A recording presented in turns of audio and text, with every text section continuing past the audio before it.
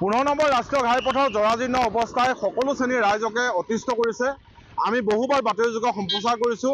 অৱশেষত আজি দেখা পোৱা গৈছে যে অসমীয়া যুৱ মঞ্চই লখিমপুৰৰ 12 মাইলত 15 নম্বৰ ৰাষ্ট্ৰীয় ঘাইপথ অৱৰোধ কৰি তীব্ৰ প্ৰতিবাদ সাব্যস্ত কৰিছে। মই সমগ্ৰ দৃশ্য দেখুৱাই আছোঁ যে চাওক, ৰাষ্ট্ৰীয় ঘাইপথ বুলিব নোৱাৰি। আচলতে 15 নম্বৰ ৰাষ্ট্ৰীয় ঘাইপথৰ যি দুৰৱস্থা, সেই দুৰৱস্থাই দীৰ্ঘদিনৰ পৰা সকলোকে বাৰুকৈ জ্বলা-কলা খুৱাইছে। পথটোৰ মাজত সৃষ্টি হোৱা দীঘল দ গাঁতসমূহৰ কাৰণে যিকোনো সময়তে দুৰ্ঘটনাত সংঘটিত হয়। আমি দেখুৱাই আছোঁ ইয়াত তীব্ৰ প্ৰতিবাদ সাব্যস্ত কৰিছে অসমীয়া যুৱ মঞ্চই।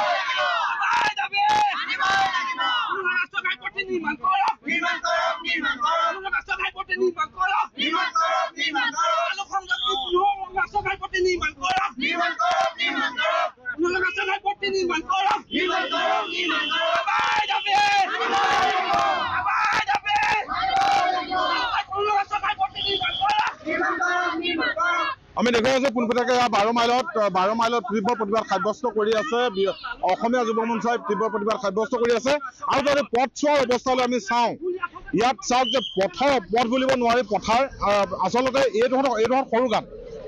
যদি আমি চাওঁ বান্দৰদোৱাৰ পৰা ধৰি যদি লখিমপুৰলৈকে, তেতিয়াহ'লে প্ৰায় 40 কিলোমিটাৰ পথত 1 মিটাৰ পথো কোনেও গাঁত নগচাকাকৈ পাৰ হ'ব নোৱাৰে, তেনেকুৱা ধৰণৰ অৱস্থা। আৰু তাৰ বিপৰীতে দেখা পোৱা যায় যে 15 নম্বৰ ৰাষ্ট্ৰীয় ঘাইপথৰ যি ব্যস্ততা, মই ব্যস্ততা দেখুৱাই আছোঁ।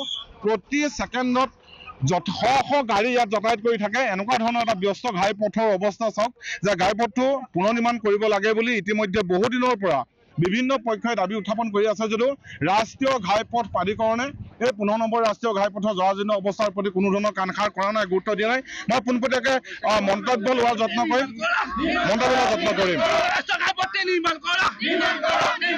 দীৰ্ঘদিনৰ পৰা দেখিছোঁ 15 নম্বৰ ৰাষ্ট্ৰীয় ঘাইপথৰ জৰাজীৰ্ণ ৰূপ, যে আজি প্ৰতিবাদ সাব্যস্ত কৰিবলগীয়া হ'ল। আৰু কি ক'ব?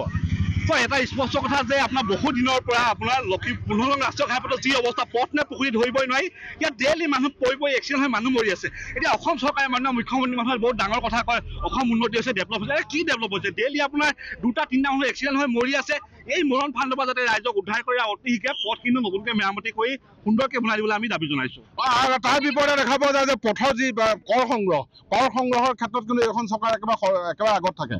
তাৰ বিপৰীতে পথসমূহ মেৰামতি নকৰে। এই বিষয়ে কিবা ক'ব নেকি? চাওক, চৰকাৰে কি কৰি আছে, আপোনাৰ তেওঁলোকে কৰটো সংগ্ৰহ কৰি আছে, কিন্তু কৰটো সংগ্ৰহ কৰি পথৰটো নিৰ্মাণ কৰিব লাগে। এতিয়া ধৰক কিমান কষ্ট হয় মানুহজনে, দুখীয়া মানুহজনে EMI দি গাড়ী এখন লয়, কিন্তু এই ৰাস্তাত আপোনাৰ গাড়ী এক্সিডেণ্ট হয় বা এইটো ৰাস্তাত গাড়ীখন কেনেকৈ চলিব? সেয়েহে এইবোৰ আহুৱা ভাড়া দি চৰকাৰে বাদ দিয়ক, ৰাস্তা পথবোৰ উন্নত কৰি প্ৰকৃত ৰাস্তাটো উন্নত কৰক আৰু মানুহ মৰণ ফাণ্ডৰ পৰা বচাবলৈ আমি দাবী জনাইছোঁ। মই দেখুৱাই আছোঁ যে অসমীয়া যুৱ মঞ্চই প্ৰতিবাদ সাব্যস্ত কৰিছে আৰু দাবী এটাই তেওঁলোকে যে 15 নম্বৰ ৰাষ্ট্ৰীয় ঘাইপথৰ যি জৰাজীৰ্ণ ৰূপ, সেই অতি সোনকালে মেৰামতি কৰক, অন্যথা তেওঁলোকে আৰু অনাগত সময়ত প্ৰতিবাদ সাব্যস্ত কৰিব। কিন্তু ডাঙৰ কথা এইটোৱেই যে এইসকলৰ দাবী বা প্ৰতিবাদে চৰকাৰৰ দৃষ্টি আকৰ্ষণ কৰিব পাৰিবনে নাই। কাৰণ মই এইটো কাৰণে কৈছোঁ, ইয়াৰ পূৰ্বে বহুবাৰ আমি বাতৰি যোগে সম্প্ৰচাৰ কৰাৰ যত্ন কৰিছিলোঁ, দৃষ্টি আকৰ্ষণ কৰাৰ যত্ন কৰিছিলোঁ 15 নম্বৰ ৰাষ্ট্ৰীয় ঘাইপথৰ দুৰৱস্থাৰ কথা। যদি এই প্ৰতিবাদৰ প্ৰতি সঁহাৰি জনায় চৰকাৰে, তেতিয়াহ'লে অন্ততঃ ৰাইজৰ দীৰ্ঘদিনীয়া এটা সমস্যা সমাধান হ'ব বুলি আশা কৰিব পাৰি।